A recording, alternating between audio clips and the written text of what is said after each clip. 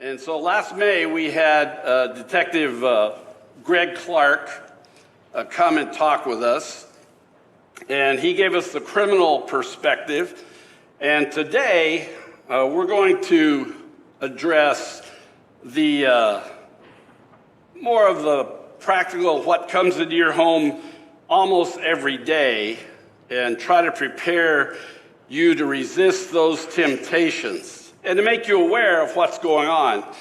And as the more I talk to people, the more I realize it's happening to everyone. I will tell you that I am qualified to talk on this subject because I was scammed and it cost me $1,000 about 3 years ago. And purely because of my own foolishness. I'd call it stupidity, but we're in church. And so I have a question for you. Have you ever been scammed? I know that there have been many approaches to you, but if you have, you're in good company. The program today is in 3 parts.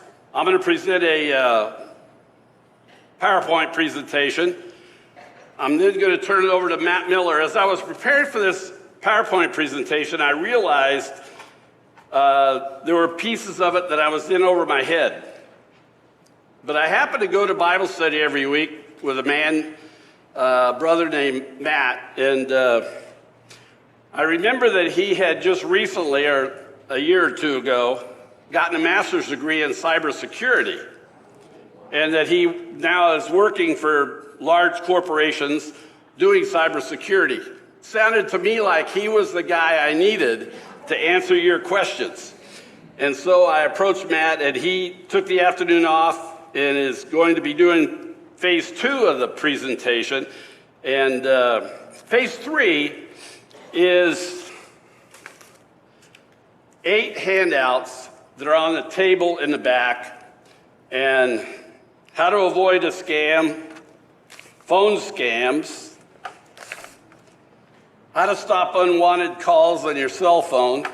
That one probably won't work, but you can give it a try. These all come from Federal Trade Commission. This one is how to avoid scams, 4 signs that it's a scam. Phishing scams, that's with a PH, not an F. Phishing scams. And if you paid a scammer, there's even 2 pages on it, what you might be able to do to get your money back. The bad news is you probably can't get your money back, but there's at least some procedures you can go through. And then we have the 8th one is a 4-page document that Matt has written. And I asked him to write and talk as though he were protecting his mother. Okay, so I recommend that one to you. So, have you been scammed? Let's skip a couple of slides and get down to number 3. There, how much do you know about scams? Why you're at risk? These are objectives that we're going to go through. The usual suspects and types of scams, protecting yourself and your loved ones from scams, and resources to report scams and financial abuse. Next slide. 1 in 5 individuals in the U.S. is 60 plus. 1 in 20 of older persons indicate recent financial mistreatment. One of the reasons that we are targets, I know you don't think you have a lot of money, but you got a lot of money, and they want it. The scammers want it.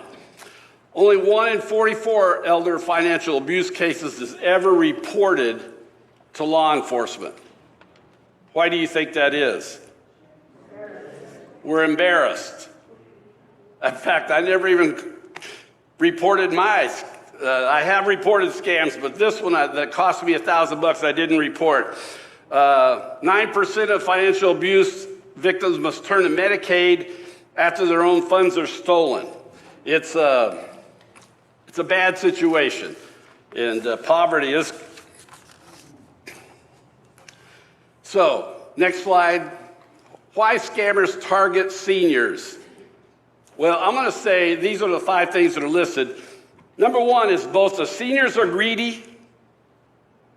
You're going to get something for nothing. You got that check in the mail. You're just going to cash it. Don't. There are no free lunches, okay? But the scammers are greedy also, and they're after us. Fear and frailty of the aging. We're a vulnerable group. Dependence on others. You may not quite be there yet, but many seniors are dependent on others. Cognitive impairment. I just call mine dementia. Maybe you have a more medical term of, I can't remember what it is, but and it's not unusual for seniors to be isolated. You're living by yourself. Nobody's there for you to see. I always have my wife, anytime I'm on the phone and she can hear the dialogue going on, she comes into the room to look at me and listen to me because she wants to say, stop, don't. But if you're living alone, you don't have that protection. So let me give you our first scenario.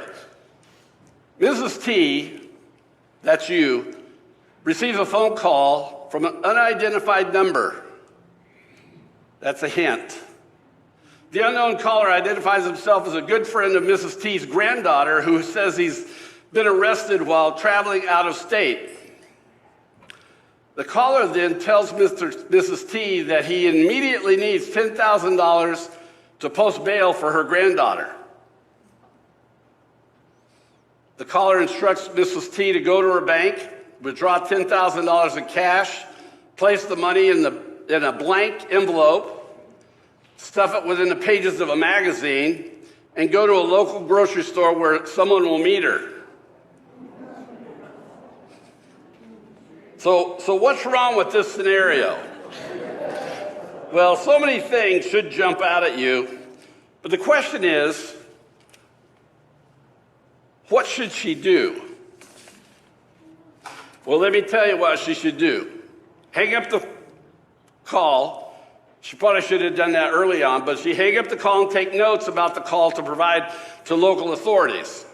She should hang up the phone and call other family members to verify if the granddaughter is in trouble. Do you realize that these people are slick and they have played on a one of your strongest character qualities?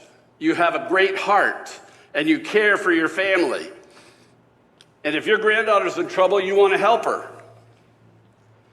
What you need to do is find out whether or not the granddaughter is in trouble. And Mrs. T may choose to no longer pick up unidentified phone calls. Okay? Some of you have the ability to do that. Some of us do not have the ability to do that. Okay, who are the usual suspects? Who are the likely perpetrators? Well, first of all, they're just strangers, preying on older people who may be isolated, lonely, confused, or desperate for attention. That's last was describing you, but they're just strangers. You have no idea who they are. But the second group is significant, family members. Most of the elder abuse cases that are reported and followed through with are by family members, taking advantage of the elderly financially in particular.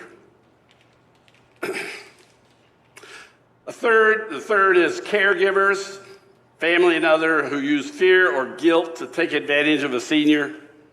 Caregivers, you owe me something, I'm taking care of you, I've been so kind to you, and so on. Okay, next slide. Types of scams. Now, this particular presentation was developed in 2019, so it's basically archaic. But some of the things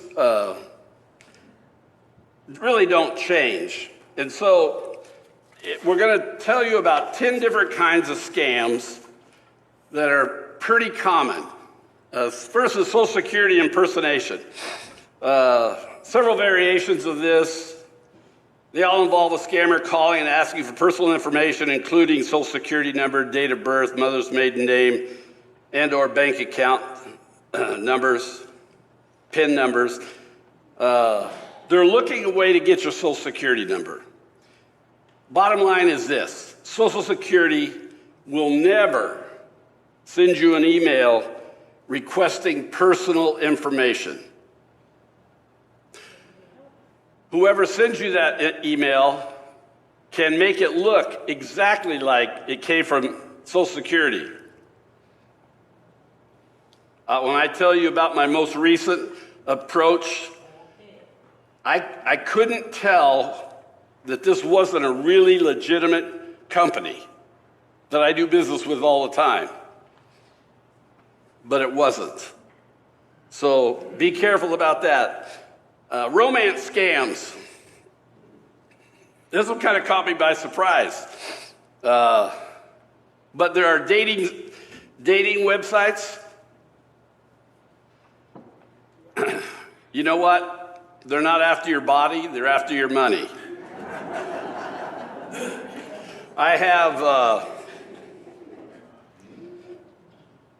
every time I go on YouTube to watch some of my favorite things, whether it's football plays or country music or gospel songs or whatever, there's always a picture up on the right-hand corner of a lady who just wants some companionship.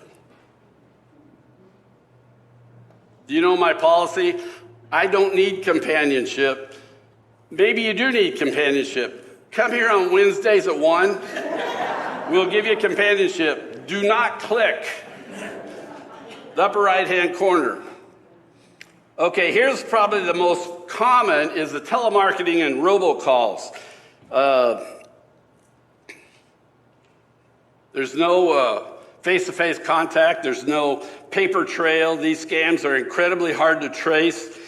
And once a successful deal has been made, the buyer's name is then shared with similar scammers. They share our name with other scammers, and they're looking for easy targets. And you know what this is about. It's, do you get telemarketing calls every day, just about? You know, some years ago, I developed I did a little research, and I just developed a policy. I do not give money to anybody who calls me, no matter how wonderful the ministry, the service sounds. What I found in my research is if they call me and that's their promotional technique, most of the money is not going to the people in need. And so in 2003, Congress created a do not call registry. We've done that. We've filed with that. It doesn't work. Telemarketers they've gotten robocalls. So robots are calling you. And if you just, my practice is, hello. And so I listen, and all of a sudden the conversation starts. And I don't respond. Do I know I'm dealing with a robot now? Yeah. So hang up, get on about my business. They may make it look like IRS is calling you. IRS is not calling you. You can be sure of that. Okay, number 4 is the investment schemes. From Bernie Madoff, who included a number of older adults as victims. He actually went to jail, but to a fabled Nigerian prince looking for a partner to claim inheritance money. I will confess to you, I got an email from a Nigerian prince. It sounded so cool, I even presented it to my deacons. They said, Pastor Rob, it's not cool. And so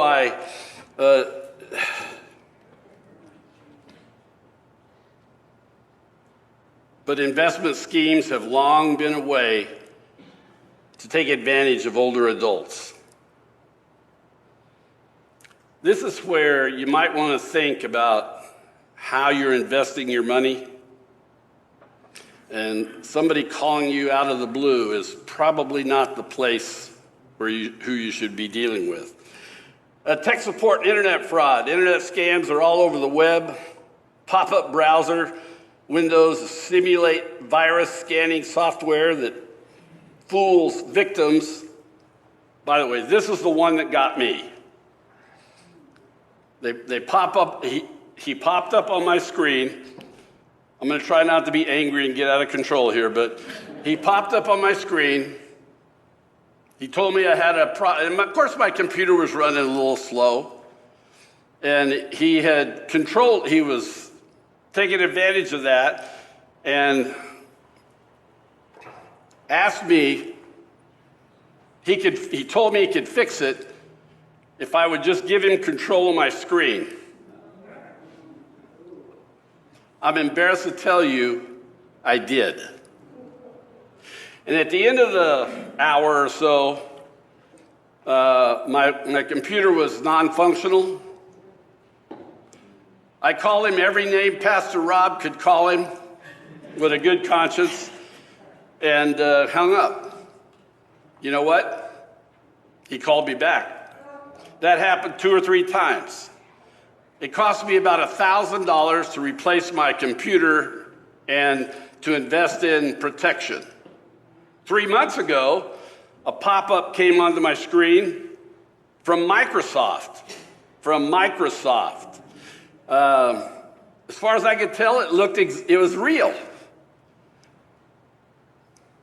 So this time, I called my protection guy, my internet protector, and gave him control of my screen. He said it's a fraud. He took it over, cleaned it up, turned my computer back over to me.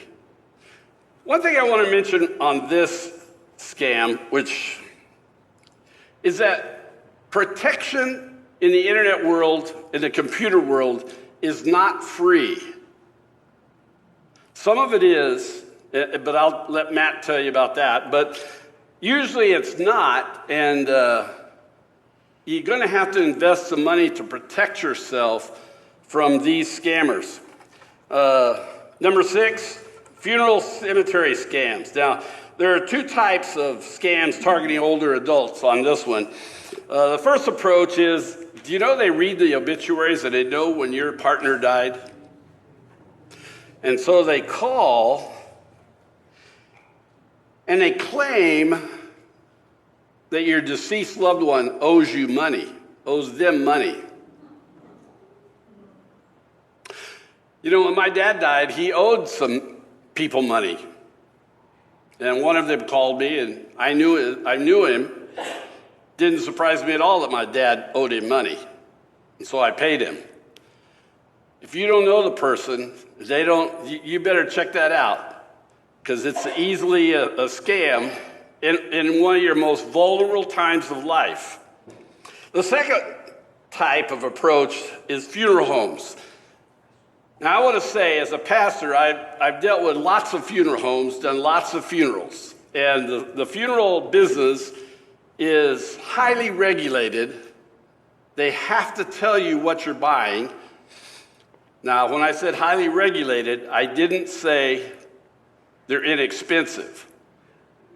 But when they're charging you these high dollar amounts, they're required to give you in writing what they're selling you. And you have every right to say, I don't want that. Everything from flowers to embalming or a service in your chapel. You are entitled to say no. Most of the In fact, I only ran across one funeral director that I should have asked my friend to leave the room while I dealt with the funeral director personally. For the most part, they're congenial people. They're going to take care. They're taking care of business. They're doing a very hard service for us, and to a large extent, they can be trusted. But beware, that's if you go to them. People who come to you, whether it's via the phone or on the internet, beware. Beware. Number 7, Medicare, Medicaid fraud. Have you noticed that there is a large focus trying to get us to sign up for Medicare? It happens every year. There must be a season when we can do that, change our Medicare standing. Beware. That's particularly beware about giving them any kind of personal information. I would say I deal with an agent that I've been dealing with for years. I knew before I turned 65, and I turned to him, and he helps me through the process. And I would encourage you to find somebody you know that can help you through the Medicare process. And most of us are already signed up, but we get appeals every year to sign up for something else. Be careful. Home repair and contractor scams. I just say, please be careful. We built a home in 2017. A couple of different occasions, I had contractors drive into my driveway and offer me a service.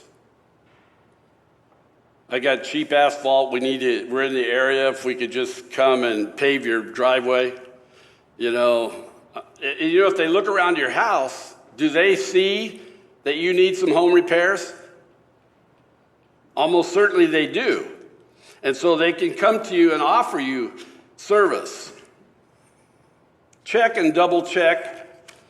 Be really careful about that. Okay, the sweepstakes and lottery scams. Just now, right now, in the last 30 minutes, a man told me he received a check, $7,800, and because he won this sweepstakes.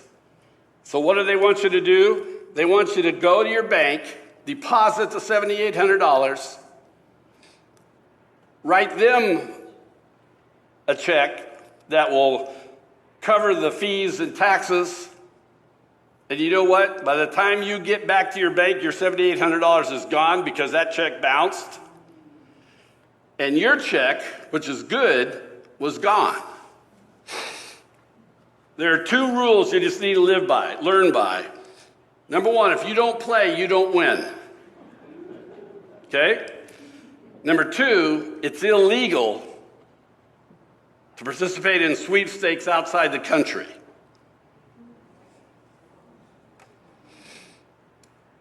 The grandparent scheme, I think I'll just pass on that one. We went through that. You see the vulnerability for us. So let's go on to another tips for avoiding scams. Next slide. Here are just some rules, guidelines. Never give your password or security information to a third party who's calling you unsolicited. Just don't give it away. If you have concerns about a slow-running computer, errors or antivirus updating, contact tech support on your software. Matt will talk about that more. Sometimes there are local computer tech companies in your area. Contact the Better Business Bureau for a few trusted ones. Like I said, tech support is not free. for the most part. But, and Matt will address this as further in just a minute. Next slide. If you're going to avoid funeral cemetery scams, just don't agree to anything over the phone, period. This is a tough one. Don't give in to pressure sales. Get everything in writing. Take it home, review it first. You're walking through the casket room. They're beautiful. You have to ask yourself, do you need it? Okay? And so, next slide. Protect your Medicare number as you do your credit card numbers. Don't allow anyone else to use it. Be wary of any salesperson that tells you Medicare will cover it. Review your Medicare statements to be sure you have, in fact, received the services billed for. And there's a number you can find some of this information on the handouts. I think I'll skip the next one. Just stay away from contractors that just approach you, and they may be legit. It's not worth the risk. And definitely don't pay them up front, okay?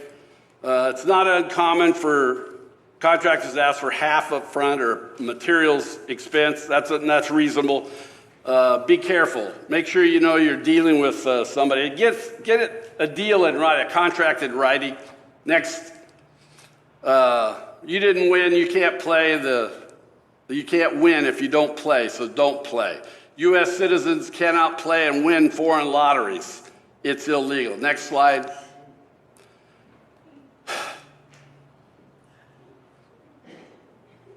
Number 2 might be helpful to us if you feel compelled to listen and you're worried about this it may be real. Starting to ask questions. What's your sister's name? What's your great aunt's name? Ask something the scammer might not be privy to find out if it's real. I think hanging up and calling the granddaughter's mother might be the best solution. Okay, let's go to the next slide. Protecting yourself and your loved ones. Identity theft. What that is that people are trying to get without your consent, get your personal information, Social Security, credit card, driver's license number, to access your account. See, all this is what is the big deal if they have your Social Security number? No big deal unless they use it to get into your money accounts. That's what they're after, is your money accounts. So some suggestions about how to deal with that. Monitor your bank and credit card statements. Don't fall for internet scams. Beware of telephone scams. Be careful with your mail. When I lived in Somerset, I had a post office box for 40 plus years. I came to Shingle Springs. I live in a nice little neighborhood, so I put a mailbox out. I was robbed twice within the first 2 years that I lived there. We don't mail anything out almost nothing out through raise the red flag. They'll stop and pick it up. But the other thing I realized is that at our last meeting in May, somebody from the audience, one of you maybe, said that you could get, for the U.S. Postal Service, you can sign up for a service where they will send you a picture of the mail that's coming to you that day. And so I signed up for that. It has increased my email amount, but every day I get a picture of what's coming in the mail that day. Sometimes it's useless or, it's just junk mail and we're going to throw it away, but sometimes it's real, significant, and so I need to be, but I'm aware of it. So, be careful about where you use your PIN numbers, for instance. You know, I notice all the markets have little bitty places that I can't hardly see when I'm punching the buttons, but that's because they don't want anybody else seeing it also. So you need to be careful about that. So let's go to the next one. You're at ATM. Anybody standing around you, shoulder surfing, they could be looking at the numbers you punch in for your PIN. Dumpster diving, what do you do with your bills and so on? Going through the garbage is a common way. Phishing, emails that appear to be from legitimate companies or institutions like the IRS asking you to update and verify. That's phishing. They're looking for your information. And if you go to update and verify, you will willingly give them that information that they're fishing for. Be careful. Okay, some other things. Next slide. Okay, invest in and use a paper shredder. Monitor your. Do you know that a lot of us have paper shredders in our house and we don't use them? The reason you bought that paper shredder is to destroy confidential information, intimate information. Monitor your bank and credit card statements. Stamp out identity theft with ID guard stamp. And what that is a roller ball that covers up any information on a document that you're trying to get rid of. Don't fall for phishing scams. Beware of telephone scams. You know, we're repeating all this, but don't give your personal information out over the phone. Be careful with your mail, which is to say, don't let your mail sit in your mailbox for days and days at a time, particularly if you're dealing with sensitive information.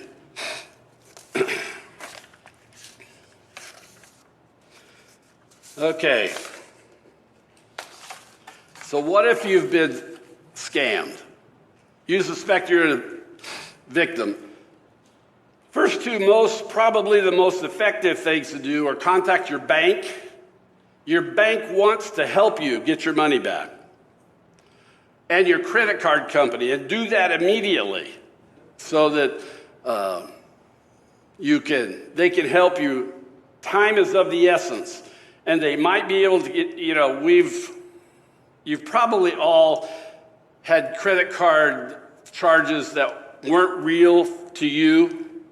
Now, I don't know where they came from, but almost always we contact the credit card companies and they will credit us with those charges and take them off our bill.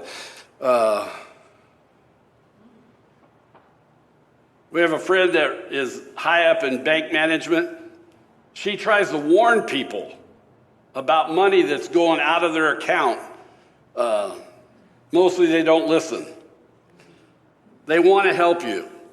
File a report with the police. The police may not be able to do anything, but they need a report in order to clear the situation up. When I was robbed, my post office box my mailbox was robbed. I filed with El Dorado County Sheriff and the United States Postal Service.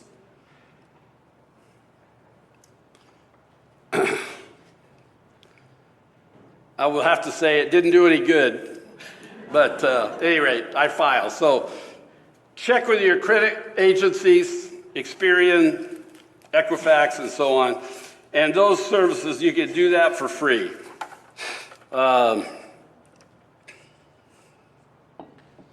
Last slide, next slide. I'm going to skip this, go on, just say this. I'd like to introduce Matt to come and talk. There's lots more information. All the information on the back table came from either Matt or it came from the Federal Trade Commission. You can go to the Federal Trade Commission website and pick up any of that information and more for your help. Matt, would you come and share with us? Can the tech guy get the microphone going? I guess that's the first question. Hello, everyone. Glad to be here. And I'll tell you, a lot of the things that Rob's been talking about for the last little bit here, very familiar to me. I've seen a couple of these things, unfortunately, happen to my parents and other folks in my family. So when he first approached me and asked if I'd help develop some of this information, we had a discussion, and it was really, what would you say or what have you said to your parents? And so most of this, it's ideas that I've done with my parents and at home. So all of this is coming from practical tips you can use that will hopefully help prevent any of your data or any of your money being taken. Because at the end of the day, even if it's the data they steal, they're really after the money. That's what makes them keep coming back. So I'll say this, it's easy to get cynical. It's very easy to get cynical. How many of you have received a data breach notice in the mail this year? Yeah. I've received 5 this year, 5. There was only one company that I actively signed up to partner with in business, that was AT&T. The other 4 were folks that worked for companies that I gave my data to, and the companies I submitted the data to didn't take care of my data. And so these third-party companies let criminals in, and they stole my data, and now my data is all over. So I'll say one thing I mentioned to Rob, and I say this just to help folks understand and maybe worry a little less. You can assume that most of the information about you is probably out on the internet somewhere. And I say that because of the number of data breaches that have happened in this country over the last decade. If we go back to 2014, there was a Yahoo email breach, 1 billion users affected. Now, chances are your data was affected in that. Beyond that, your data that goes across the internet in email is almost certainly read, cataloged, indexed by one of the search providers, such as Google or Yahoo. So the data that is out on the internet is probably already known. So I say that so you don't go home and fret and worry that you're going to lose your data. It's probably already known by folks. The question is, what do you do about that? How do you prepare to defend yourself if someone decides to use your data against you? And that's where I hope some of these tips will help you. Because we can take some proactive steps. Rob's mentioned a number of them. I think that U.S. postal mail tip is genius. I don't know if you've all had a chance to take a look at that, but my parents have signed up for that. I know I've signed up for that. My kids have signed up for that. And you can see what mail you should be expecting every day. I live right off of Cambridge. Our mailboxes have been hit probably 4 times in the last couple of years. And tax season and open enrollment, which we're coming up to in October 15th, that's the Medicare period where you can switch plans, you can switch doctors. That is a great time for these thieves to get in there and steal your mail. And also around ballot season. And unfortunately, with the political environment we live in, people are motivated to go out there and steal ballots and destroy them. So I think that's a great service, and it's free. It does give you more spam in your inbox, but now you can see what's coming and react accordingly. So if you have I think we have 2 slides for this. Is that right, Rob? Or no slides? Okay, then I'm going to talk from the handout. I tried to organize this in 2 ways here. The first sheet talks about device security, so what you can do practically on your devices to, I won't say harden them, but lessen the ability for threat actors, for bad folks to get in and steal your data. I work in the cybersecurity field, and we work for Fortune 10 companies all day long, and I'll tell you, those phishing emails, they work.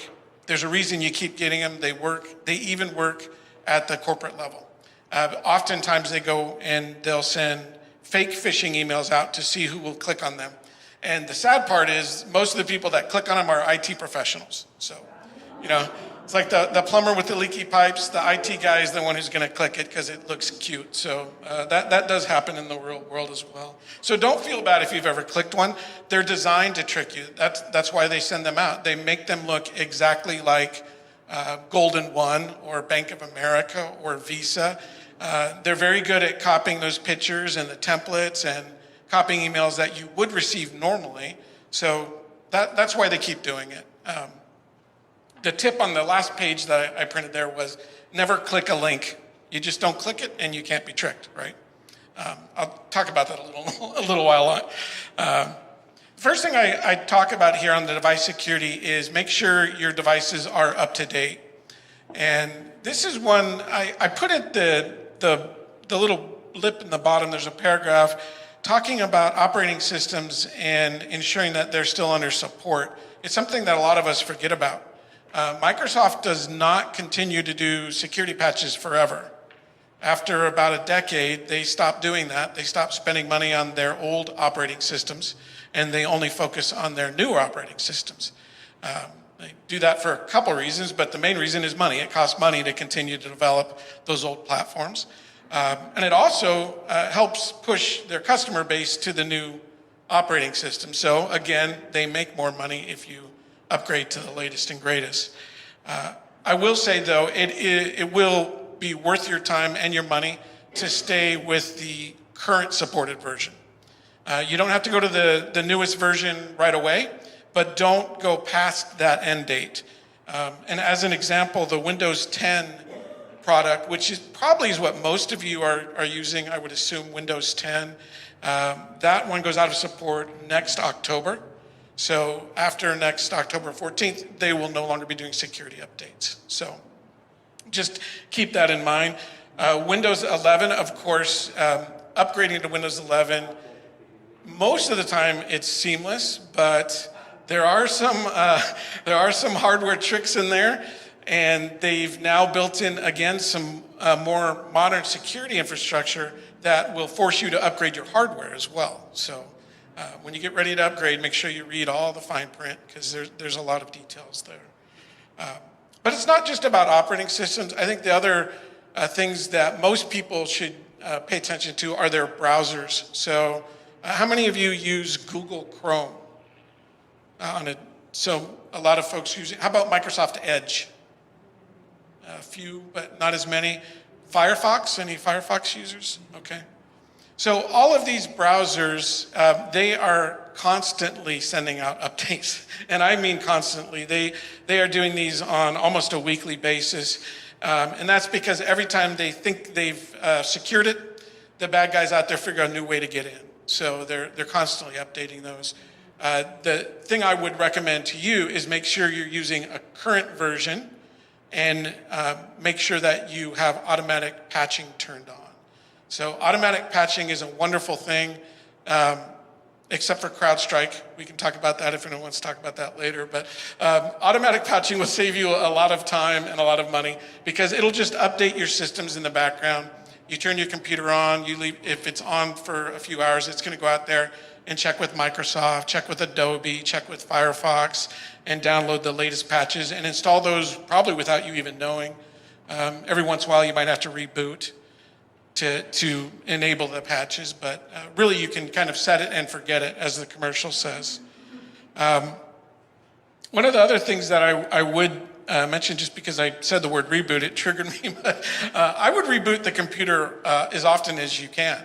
I normally reboot my computer every day. I just start fresh. It'll keep things running faster. You won't be bogged down as much. And if you have any nefarious connections, network connections going on in the background, it'll stop them. It'll clean them all out, and you'll be back to starting afresh. So reboot those systems often. The other tip that I have here is on default passwords. This one is less about really your Windows systems and more about your routers or your switches, any of your camera devices. If any of you have those type of devices in the home and they are connected to the internet, make sure that you change the default password that comes with them. They all have default passwords that are akin to password, or maybe password 123, very simple passwords to get in. And unfortunately, most people don't change that. And that means anybody on the internet can now get into your camera system, or they can get into your router, and they can manage your internet traffic. So that is not something to just jump in and do. If you're unfamiliar with that, I would suggest contacting either your ISP or internet service provider or the camera manufacturer. Generally, they have a helpline, and they can help walk you through that. So, and the reason I caution you on that is because I've done this to myself more than once, where I've locked myself out of my own devices, changing the password. Now I can't get in and do anything. So just be careful with that. If you're not familiar with it, call somebody and ask them. But definitely call the number that you know is a good number. If you Google like tech support number for Microsoft, chances are the top 10 replies that you get in Google are going to be either advertisements or just scams. So be careful of that. You want to make sure you get to the Microsoft website, for example, and look for a help number on their website. So the second section that I have in here around device security is to take advantage of the free software and configurations that come with the devices. And, Rob mentioned that the protection services are not free, and they are not. In order to get someone to monitor your system and be there on call, so to speak, or be an arm's length away from you, you're going to have to pay for that. You might have to pay a monthly subscription fee to have that type of ability where you can call somebody day or night. They're going to respond to you and help you. So that is not free. The things I mentioned here, though, are free. They come with the modern Microsoft operating systems. I stuck to Microsoft because I think that's the vast majority, but Apple, for those of you who are Mac users, there's a number of them that are available through Apple as well. And if any of you are Linux users, you can chat with me later and we can talk about that. But most of these do have built-in systems. So just a couple that I mentioned here. Windows Defender. Are you all familiar with Windows Defender? Okay. No, that's the free, as in it comes with the operating system, antivirus, anti-malware, and firewall service that is loaded onto your system out of the box. If you boot up your computer and do nothing, it's going to be running in the background. It's going to be scanning for viruses, and it's going to be helping block incoming threats if you click on them. Now, it's not perfect. It is free. But it will, for the majority of sites that you visit, for the majority of things that you could potentially download and destroy your computer with, it's going to block them or at least warn you about them. So if you click on a link and it's a wiperware executable that's going to come delete all your data, you're going to get some sort of block from Microsoft. It's going to tell you it blocked it. And you're going to have to really work hard if you want to delete your data at that point, because you're going to have to override all the protections. So that's Microsoft Defender. Microsoft also has backup services. How many of you are backing up your data regularly? I see more hands than I thought. So I'll tell you, in my professional career, I've been in disaster recovery side of the business now for about 15 years. And most businesses don't do backups very well. So most corporations don't do it well. So if you're not doing it, don't feel bad. I would encourage you to go look at the Microsoft backup link that's in the back of this little packet. It's pretty easy to set up. You can set it up to back up once a week, once a day. And again, you can kind of set it and forget it. It'll back up your data, only the data you care about. And you can set it to back up locally. I know in conversations I've had with a number of folks, the new default backup service is OneDrive. Have you all heard of OneDrive? OneDrive is a cloud service. So if you use OneDrive, you're backing up your files to a Microsoft data center. Chances are in this neck of the woods, you're going to a San Jose data center, and that's where your files will be stored. You can get them from anywhere on the planet, so that's the good news. But they're no longer just on your computer and under your control. So just be aware of that.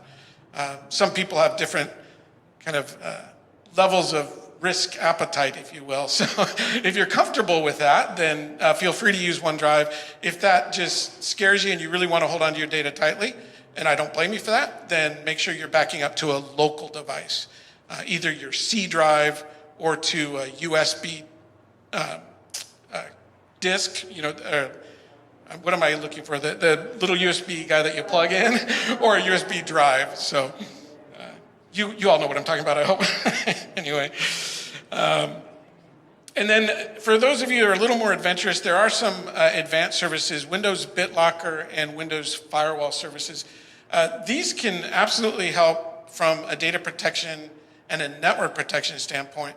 But again, make sure you understand what you're doing before you make changes using either one of those programs, because you can just as easily lock yourself out of the computer or make your computer useless as you can defend yourself. So just be careful with those more advanced services. And the other thing I wanted to mention is for those of you using McAfee or Symantec, Norton, Avast, there's a number of different commercial products. Those are very good at stopping stopping virus software from getting onto your computer. They're very good at that. They're very good at stopping malware. They're not as good as cleaning it up once it's there, because if it's gotten past their defense systems, chances are they don't know about it. So now cleaning it up can become a problem, and that's where you have to make a call to local PC tech or somebody you trust who can come in and do an offline sort of cleaning of your system. So I have nothing against any of those. So if any of you are using those, I'm not trying to say Defender's the only way to go.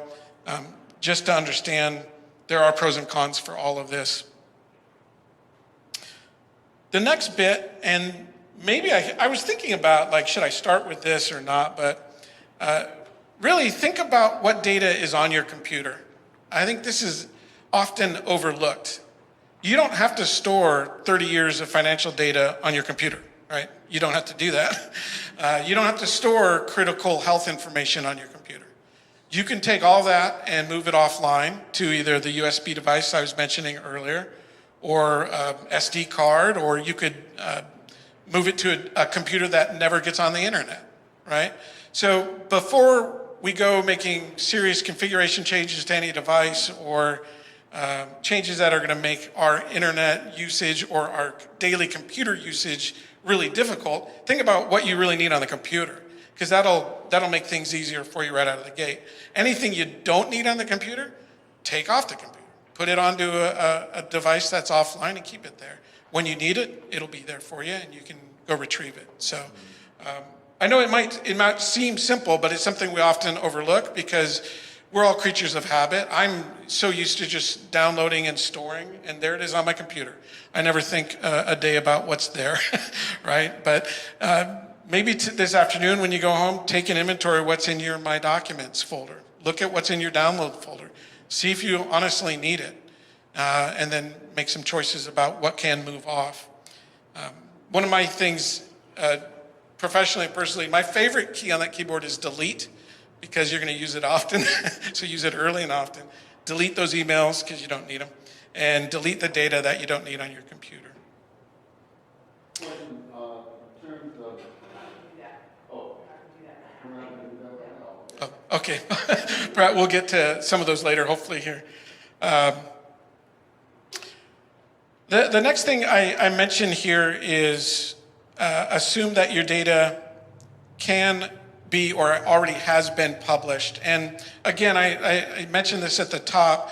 I don't say that to make us all paranoid. There's no reason for us to live in fear. If we think our data is out there, or if we just assume it is, then we're going to behave differently. And so what it becomes is now you're looking to monitor your own data and understand if it is being used in purposes that you don't want it to be used for. I think Rob already gave us some good examples, but any one of you who has a bank account and uses online banking has access, I'm fairly confident of this, to free credit reporting. So any of you used any of that free credit reporting, like CreditWise or some of the others? Yeah. I talked to my mom about this, and she's now in the habit of going out there and looking every month at that credit report. If somebody has your information, they're going to try to create an account using your information. Their job is to get money. They don't just want to have Matt Miller's social security number. They want to try to go get Matt Miller's money. That would actually be kind of funny because they're not going to get anything. But so their job is to open accounts in your name and then have you holding the bill at the end of the day. But if you're monitoring your credit report every month, you're going to know if somebody's opened a new account. You can then call the agency that account is open with and get it closed. So that's a very proactive and easy step to take. I love the online banking systems that are out there. This goes for credit cards as well. If you all use Capital One, Chase, any type of Visa, you can go online, log into that account, and you can see hourly updates to what your charges are. I mean, you could waste your whole life looking at that, I guess. But, if you're looking at it every week and just making sure that the charges all look to be charges that are familiar to you, then you're doing your due diligence and you'll be able to stop anything. And to Rob's point earlier, the credit card companies are not in the business of losing money. If they know it's a bad charge, they are going to cancel it. They're going to reverse it. 9 times out of 10, they'll credit you first, and then they'll go after the bad guys second. They want to make sure their customers are protected, and they want to make sure their customers remain their customers. So calling the credit card with a question about a charge is a great first step. And even if you get it wrong, if later you remember, yeah, I did go out and buy that at Walmart, they can take care of that also. But I would feel very, use that service very liberally. Anytime you see something out of whack, call your bank, call your credit card company, let them know it's not right, and chances are you're going to be able to reverse those charges. The things that they can't really reverse, though, are if you take cash out and give anyone cash, right? That's very difficult to reverse. Any sort of automatic payment through an ACH service, wiring money, that's very difficult to reverse as well, because those are instantaneous and both financial institutions are now impacted. So reversing those are very difficult. But let me just ask, how many people wire money on a regular basis? So there is somebody so you know about it and you know how to set these up and you know what is a legit transfer and what's not. Most of us don't do that very often, right? Wiring money is left for things like escrow perhaps, or some very large type of financial dealings that don't happen every day. So if somebody is on the phone asking you to wire money, that should immediately have those antennae go up, because no one in their right mind is going to want, nobody, I'm not going to say, Jerry, can you wire me some money? I would ask Jerry for $20 and then have him tell me no. But people aren't going to be asking you to wire money. So, all right, I'm going to move over now to the online security page. That's the second page of the handout. And the first one is something that I think is the most frustrating part of any device that we have, and that's password management. Passwords can just be the death of us. I'll tell you, because you probably have dozens of accounts that have usernames and passwords that you have to keep track of. And how you manage that is very important, but can just be so time consuming. So a couple of tips I've learned over the years is take advantage of the browser password managers. Google Chrome has built-in password management. Firefox does. Edge does. So does Brave. Almost all of them. I can't think of one that doesn't have the password manager built in. The reason I say to take advantage of that is because they are secure. The data stays within your system unless you configure it to sync to other devices. So. But it will stay on your computer. And another nice thing about those password managers is you can go in and see if your passwords are being used nefariously, because they are looking at your password lists across the internet to see if they're being used on places like the dark web. And if they are, they'll alert you of that. So if you go into the password management settings and say manage passwords on any one of those browsers, you should be able to see that. Again, it's not something I would do daily, but once a month, take a look at that report and see if your username and password combination has been found for sale on the dark web or used in any sort of nefarious way. And next thing I'll talk about are the spreadsheets or Post-it notes that I don't know if you all have, but I'm going to admit it. I have a spreadsheet that has all my passwords. I do. I printed it out and I did that. So in case something happens, my wife or my kids can now get to those passwords and they don't have to go looking all over to try to figure this out. So if you all have the same, all I would do is encourage you to keep that under lock and key. If you have a safe in the house, put it in there. The gun safe's an even better place. That's a good way to keep it safe and secure. But make sure that those are kept very secure. I wrote in here, make sure, like, the only people that should know about that are the folks that you're going to trust to use it in the event of your demise, essentially, right? So no one else needs to know about where that is. I will say this, once you print it, though, it's probably already out of date because you're going to have to go change one of those passwords tomorrow. So if you are in the habit of printing it out, you're going to have to print it out periodically to keep that thing up to date and to be of use to anyone. The second thing on here that I just love is multi-factor authentication. Any of y'all use that? So it's a common term. This is a great way to make sure that even if somebody gets your password, they can't necessarily get to your data. So when you log into your bank, for example, they'll send you a text to your cell phone, and that text will have a code in it. You then have to punch in the code in order to actually get into the website. If you have any of your financial institutions that offer that, take advantage of it. I think it's a great, easy way to make the thieves go somewhere else, right? It's not always about you being the most secure. You just got to be more secure than the guy running behind you. So if they can get to somebody else's data easier, believe me, they will. They'll pass you by. So. And the last note on that is a separate user account for everyday activities. A lot of us set up our computer. We have the one account. It's an administrative account, and we're off and running. Think about creating a separate user account instead of just like Matt user, and that user can only go in there and use the internet. They can only go in and use Microsoft Word, but they can't make configuration changes to the computer. This can help in the event that you do click that link like Rob was talking about, and it says, I can scan your computer or I can connect to your computer and help you out. Well, if you're not an administrator or with elevated privileges on that computer, they're not going to be able to do anything. They'll be able to connect and they'll be able to see what you see, maybe. Chances are they won't even be able to do that. But it'll thwart any configuration changes. So that one is, I think most people kind of frown on that one because it's a little more work. Now you have two different accounts you got to keep track of. So, but it's a good idea if you want to make sure that that system is secure. In the middle of the page, I wanted to post this just because over the summer I've done some traveling for work, and I see this at every airport, every hotel you go to. There are dozens of Wi-Fi access points that are free, right? And they're free for one reason and one reason only. They're stealing everything you type in. So do not use a public hotspot unless it's an absolute emergency.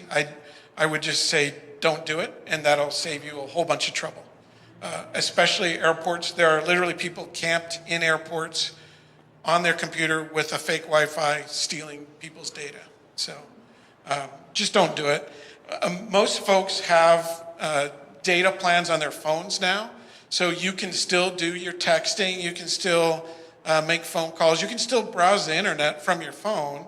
You might use your data at a faster clip, but at least you know you're not going to be giving all of your information to somebody sitting in the lounge having a drink on your dime. So just be careful of public hotspots. The hotel access points, there may be one step better. Think about maybe a 6-year-old configuring the security on those things. It's very limited security, so you don't want to connect to those unless you have to. This is the one place where I would say if you want to invest some money in software, buy a nice VPN package.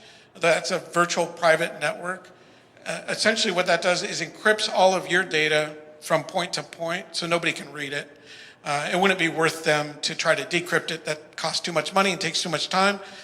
So if you wanted to spend money on something, you could get a VPN if you're doing a lot of traveling and have the need to connect over internet access points.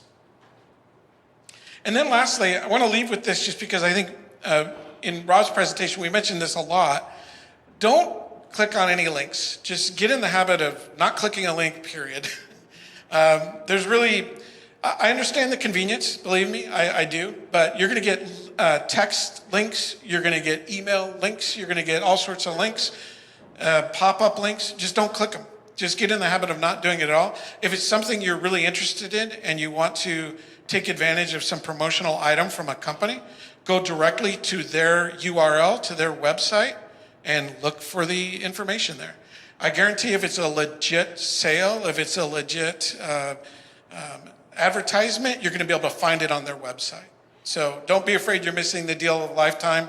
There are no deals of a lifetime. They're just ways to hijack your data. So that is one thing that it may take you a little longer because now you got to go up to the browser and type in the URL. But if it's 5 more seconds and saves you a lot of pain on the other end, I think it's definitely worth it.